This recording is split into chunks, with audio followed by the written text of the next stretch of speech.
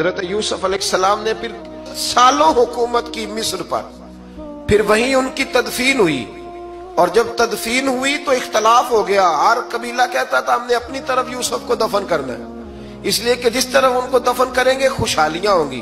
پھر فیصلہ ہوا کہ سنگ مرمر کے تابوت میں رکھ کے حضرت یوسف کو دفن کیا جائے، اور دفن کرنے کے بعد ایسی جگہ پہ دفن کیا جائے جہاں سے پانی چھو کے گزرتا ہے، تو ان کو وہاں دفن کیا گیا۔ پانی چھو کے گزرتا تھا، لوگ کھیتیوں کو لگاتے تھے اور مصر سرسبز و شاداب رہتا تھا۔ اور پھر حدیث پاک میں موجود ہے، مولا علی شیر خدا رضی اللہ تعالی عنہ فرماتے ہیں کہ نبی کریم علیہ السلام کی بارگاہ میں ایک اعرابی آیا، حضور نے فرمایا کچھ مانگ لو اس دیہاتی سے۔ حضور نے فرمایا ہے آج وہ مائل باتا، اور بھی کچھ مانگ لے۔ تو وہ کہنے لگا حضور آپ مجھے سواری کے لیے اونٹ دے دے۔ حضرت علی کہتے ہیں میں نے کہا ہے افسوس، مانگا بھی تو کیا مانگا۔ حضور نے فرمایا چل کچھ اور مانگ لے۔ کہنے لگا چلے آنے جانے کے لیے کرایہ بھی دے دے، زادرہ بھی دے دے، کھانے کیا مانگا؟ تو حضور علیہ السلام نے اسے دے دیا۔ تو محبوب فرمانے لگے تجھ سے تو موسیٰ علیہ السلام کے دور کی وہ بوڑھی اچھی تھی۔ کہا وہ بوڑھی کون سی بوڑھی؟ تو حضور علیہ السلام فرمانے لگے رب کریم نے حضرت موسیٰ کو حکم دیا کہ جب آپ مصر سے نکلے تو حضرت یوسف کی قبر کو کھود کر ان کا تابوت بھی ساتھ لے جائیں۔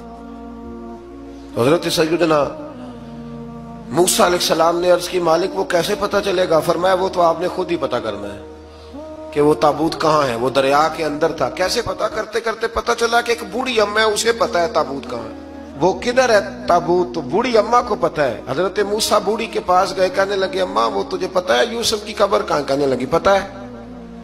تو کہا اماں پھر بتا دو۔ کہنے لگے مفت میں بتا دوں، نبی کے مزار کا ایڈریس اور فری میں بتا دوں، یہ کیسے ہو سکتا ہے؟ تو حضرت سیدنا موسیٰ فرمانے لگے چل قیمت لے، طبرانی کی حدیث ہے، حضور بیان فرماتے۔